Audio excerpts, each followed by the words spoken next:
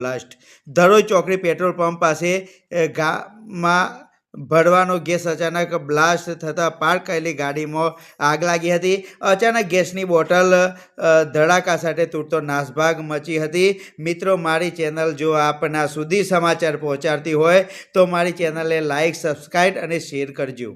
સમય સૂચકતા petrol pump કર્મચારીઓ fire bottle છંટકાવ કરી આગ પર કાબૂ મેળવ્યો હતો।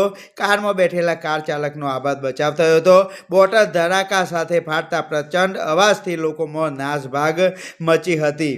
ગેસની બોટલમાં બ્લાસ્ટ બાદ ગેસમાં ભરેલા ફુગ્ગા વીજતારને અથડાતા આકાશમાં પણ બ્લાસ્ટ થયો હતો।